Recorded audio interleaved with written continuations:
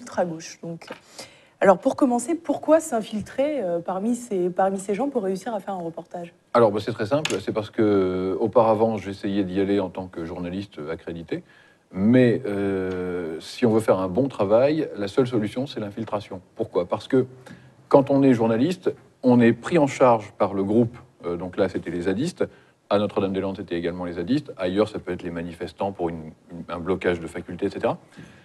Et les journalistes sont totalement encadrés. On avait droit, à Sivins notamment, à 2 heures de visite par jour. Quand vous dites on, donc c'est les journalistes qui ont travaillé comme des journalistes qui sont venus, voilà, avec leur carte de presse, se faire accréditer auprès des zadistes, avaient droit à 2 heures de visite par jour. Ils devaient porter un signe distinctif. Donc à Notre-Dame-des-Landes, c'est un brassard jaune. Et là, c'était un petit morceau de ruban d'autoroute. Donc on est immédiatement identifié comme tel. Il y a des consignes qui sont données de ne pas parler aux journalistes. Moi, j'ai pu le voir justement en étant de l'intérieur. Et en plus, on vous fait visiter une ZAD Potemkin, comme les villages Potemkin. Donc ZAD, zone à défendre. Zone à défendre, voilà.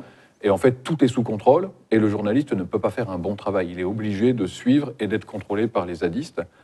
Et par-dessus le marché, on est jugé un peu à la tête du client, c'est-à-dire que quand j'y étais, TF1, LCI, BFM TV et la Dépêche du Midi ont été virés, mais alors virés Manu militaire Dame-des-Landes.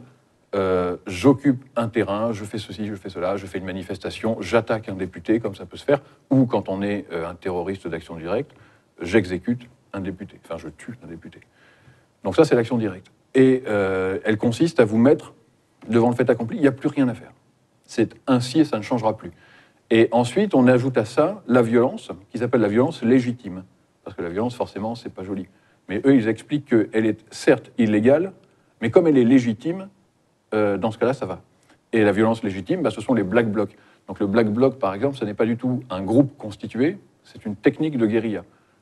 On trouve beaucoup de manuels sur Internet. Il y en a un, d'ailleurs, que les téléspectateurs de TV Liberté peuvent se procurer, parce qu'il est tout simplement édité. Ça s'appelle le Guérilla Kit. C'est extrêmement intéressant, c'est extrêmement instructif. On y apprend des tonnes de choses. C'est un peu l'introduction générale aux techniques de lutte des altermondialistes. C'est passionnant. Ça instruirait beaucoup les gens de la Manif pour tous ou d'autres. Non, c'est vrai. Et donc, on y apprend notamment à faire des actions violentes, et notamment via les Black Blocs, via les autonomes, etc. Donc, c'est le cocktail Molotov, le pavé, etc. Et ensuite, il y a ce qu'ils appellent l'action symbolique, qui est vouée, elle, à être médiatisée. Donc, l'action symbolique, c'est, par exemple, les clowns. Ils appellent les clowns de combat. On met les clowns, ça s'appelle le Silver Block.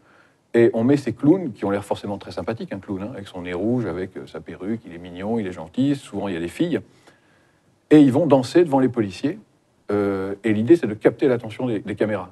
Parce qu'un CRS qui gaze une fille grimée en clown, c'est pas très cool. Hein. Donc, par contre, pour eux, c'est super. Et ils sont directement violents, les clowns ou... Ils peuvent le devenir. Moi, je vais parler à un là, qui me disait, voilà, tu vois, moi je suis un clown, mais je vais jongler avec des babales, puis dans 2 secondes, je t'envoie une bille de plomb dans la tête.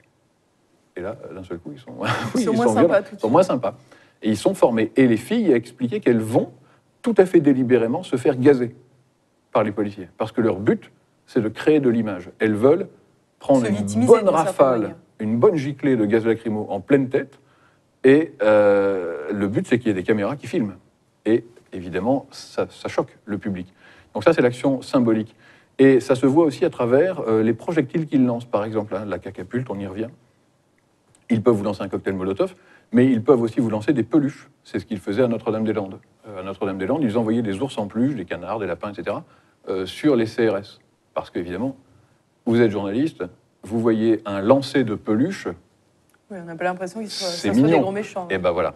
Et il est précisé dans tous les manuels de guérilla, dans toutes les instructions des Black Blocs notamment, qu'il est bon d'envoyer des projectiles sympas avant de passer à l'action violente. C'est-à-dire qu'on envoie d'abord des pluches, des fleurs, ce qu'on veut, quoi, pour que les caméras le filment, et ensuite on passe au pavé et au cocktail Molotov.